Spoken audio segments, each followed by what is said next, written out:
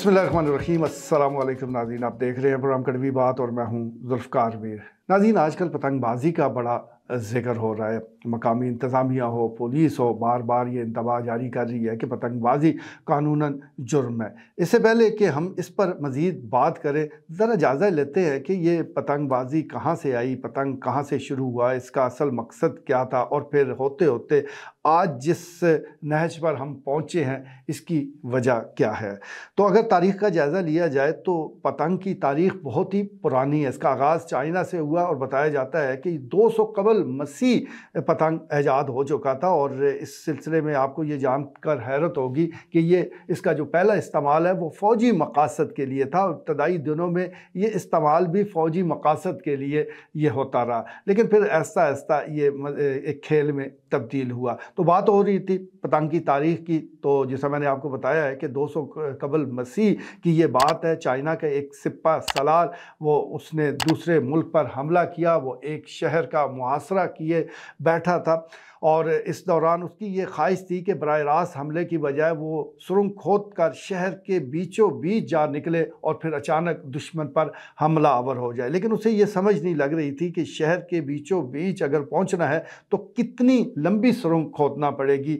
तो इस सिलसिले में वो सोच विचार में मसरूफ़ था। इस दौरान जहाँ उसका पड़ाव था, हवा भी इत्तफ़ाक़न उसी शहर की तरफ चल रही थी। पत्ते हों, दरख्त पत्ते हों और इसके साथ साथ कागज़ हों, उनका रुख भी उसी तरफ शहर की तरफ था। तो अचानक उसके जहन में एक आइडिया आया। उसने एक कागज़ को चंद जो दरख्त की टहनियाँ है उससे के साथ उसे थोड़ा सा सपोर्ट देकर एक धागे के साथ उसे उस शहर की तरफ उड़ा दिया। वो उड़ता उड़ता उस मुकर्ररा मकाम पर अंदाज़न पहुँच गया। फिर उसको उतार लिया गया, पैमाइश की गई और पता चला कि कितनी लंबी सुरंग हमने खोदनी है। ये पतंग की तारीख़, ये पहला पतंग था जो फ़ौजी मकासद के लिए उड़ाया गया। उसके बाद इसका मुसलसल इस्तेमाल जारी रहा पैगाम रसानी के लिए भी। और बताया जाता है, तारीख़ बताती है कि बड़े बड़े पतंग बनाए गए जिसके ज़रिए छोटे हथियार भी मुंतकिल किए जाते थे। लेकिन फिर वक्त गुज़रता गया और ये जो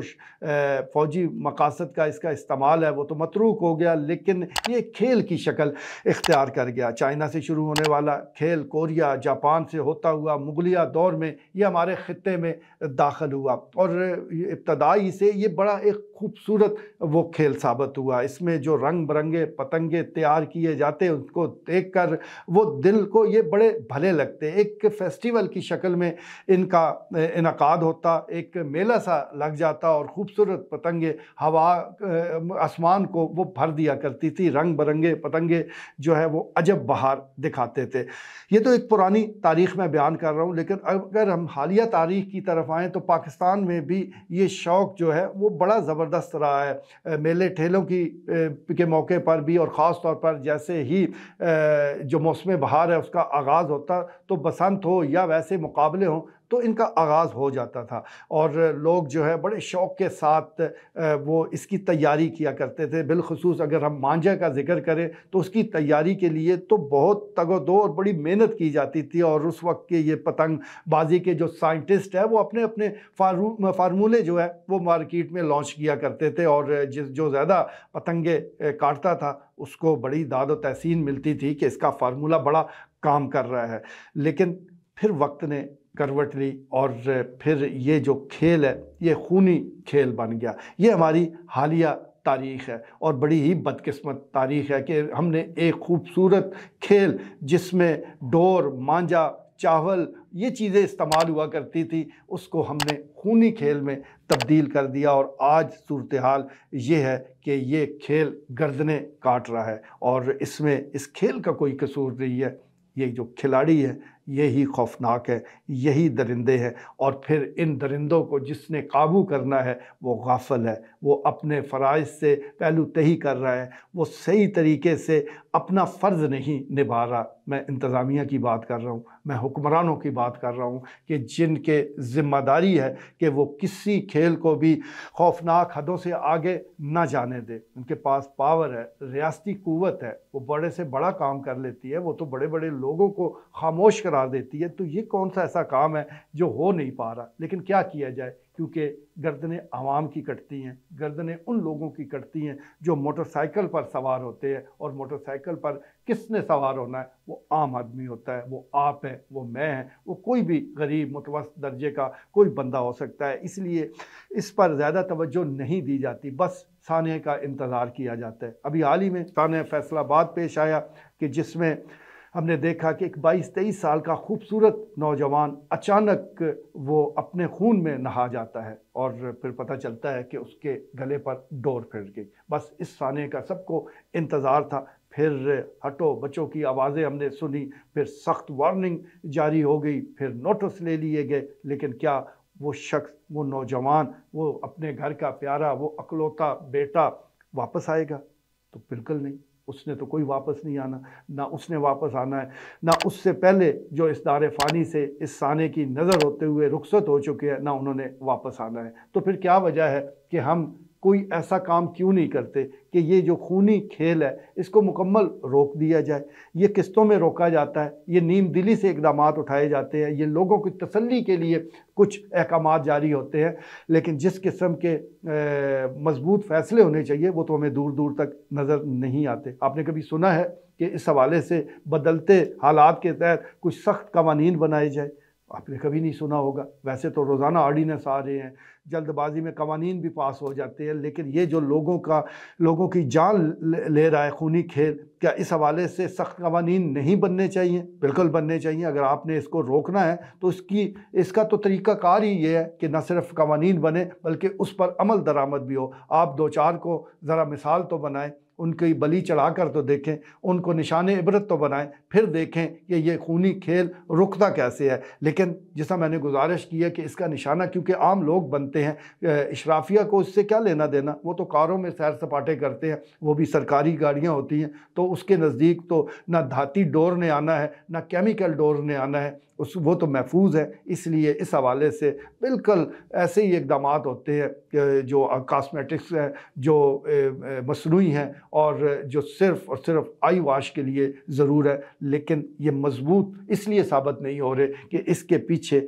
जो नीयत है वही ख़राब नज़र आती है। बहरहाल ये जो सानिया फैसलाबाद पेश आया, उसके बाद ज़िला सरगोदा का इलाका है झाल चकिया, वहाँ से भी अफसोसनाक खबर आई कि इसी तरह पतंग लूटते हुए एक बच्चा जो अपनी वालिदैन का इकलौता बेटा था वो भी, और वो करंट लगने से जाँ बाक हो गया। तो ये सारी सूरत हाल हमारे सामने है।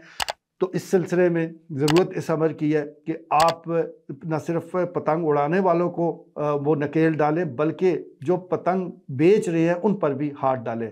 यहाँ जहाँ तक चकवाल का ताल्लुक है तो यहाँ तो मकामी तौर पर ये तैयार नहीं होते, ना यहाँ पर डोर दस्तियाब है, ना यहाँ पर पतंग साजी हो रही है, तो लामुहाला ये चीज़ें बाहर से ही आती हैं। हमारी इतलात के मुताबिक सबसे ज़्यादा माल पेशावर से आ रहा है। ये पतंग हो, डोर हो, ये कातल डोर, ये सब कुछ पेशावर से आता है। दीगर और इलाकों से भी ज़रूर लाया जाता है, लेकिन सबसे बड़ी मंडी इस वक्त पेशावर है। वहाँ से ही सस्ते दामों ये चीज़ें लेकर आई जाती हैं, गाड़ियों में भर कर मुख्तलिफ़ गाड़ियों में ये लाई जाती हैं। तो क्या वजह है कि उस वक्त इनको क्यों नहीं पकड़ा जाता? क्या ऐसा मुमकिन है कि इतनी बड़ी भारी तादाद में ये पतंगें लाई जा रही हों और ये जो नाके पर मौजूद लोग हैं, जो तलाशियां लेते हैं, जो चेक करते हैं, इनको पता भी नहीं चले और इतनी भारी खेप वो शहरों में पहुंच रही है? बिल्कुल पता होता है, लेकिन मामूली लालच के चक्कर में ये गुजार दी जाती है, जैसे कि मंशियात पहुंचती है, बिल्कुल इसी तरह ये चीज़ें भी पहुंचाई जा रही हैं। तो इस सिलसिले में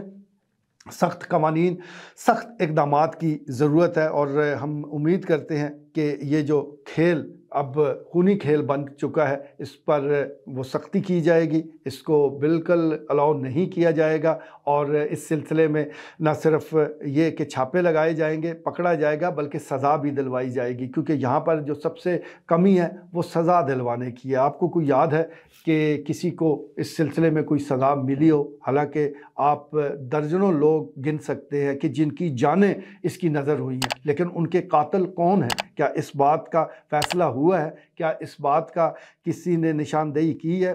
किसी ने इस तरफ तवज्जो दी है कि इतने जो कत्ल हुए हैं उसका ज़िम्मेदार कौन है? उनको सज़ाएं क्यों नहीं मिल पाई?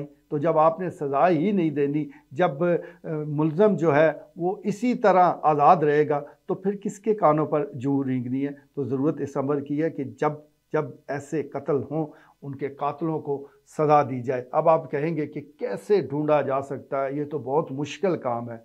आप अगर चाहें तो भूसे में सुई को भी ढूंढ सकते हैं, ये तो कोई काम नहीं है। उस इलाके में उस शख्स को ढूंढना मुश्किल ज़रूर है, नामुमकिन नहीं है। आप ज़रा नियत तो करें, एक दो को ढूंढेंगे, निशान इबरत बनाएंगे, तो ये सिलसिला ख़त्म हो जाएगा। खुदा के लिए ये जो बच्चों की ज़िंदगियाँ जा रही हैं, इनको अपना बच्चा तस्वर करें। महज मसनूई इक़दामात के ज़रिए या चंद ऐलानात के ज़रिए या चंद दिनों के लिए कंट्रोल करके अगर आप मुतमईन होकर बैठ गए हैं, तो ये घाटे का सौदा है। आज के लिए इतना ही, इजाज़त दीजिए।